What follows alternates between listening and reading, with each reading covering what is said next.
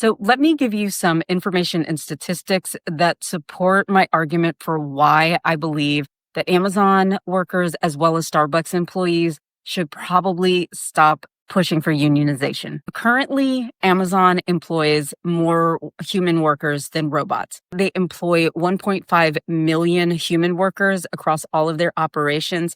However, their fleet of robots that are working in tandem with these human employees has grown from only 1,000 robots in 2013 to 750,000 in 2023.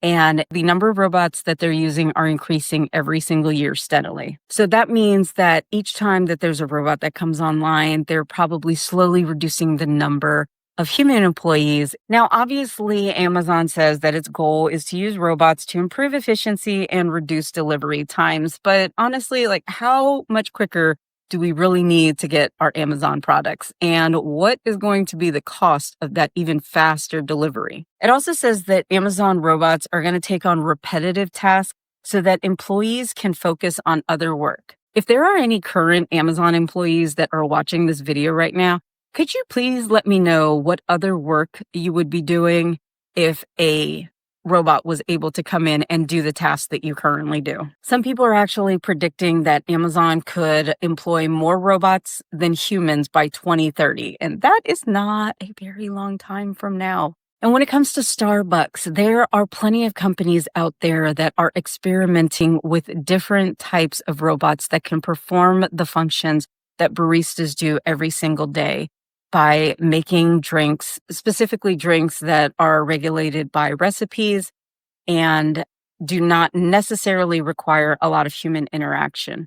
I have taken a survey of just my friends and coworkers recently, and I keep asking them every time that we go to Starbucks or any other coffee shop, if this drink was provided to you from start to finish by a robot, would it matter to you? And honestly, a lot of them say no. No, it wouldn't. As long as I get my drink and I get it the way that I want to, that human interaction with the baristas is kind of just a fringe benefit to a lot of the people that I surveyed, which is interesting because I thought that they would actually say, no, I would much rather have, a employee make my drink, hand me my drink. I can see them making the drink, but apparently I'm wrong. Now, I definitely understand that it is important for workers to unionize, to give themselves more leveraging power against the to have better wages, to have more employee protections against being fired unjustly or not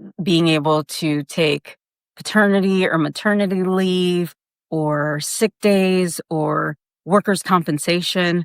I understand that all of that is very important. How this particular era that we're living in, where robotics and AI is coming online so much quicker than anybody is anticipating, is giving the leverage actually to the employers right now. And the problem is that there is no reason for them necessarily to come to the table when they can just start replacing people quicker.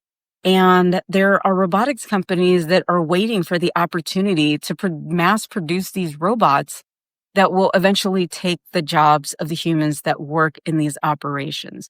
So I do not want people who work in these companies to think that it is just a failed mission to try and push for unionization. I just want people to be realist about what kind of leverage they really do have.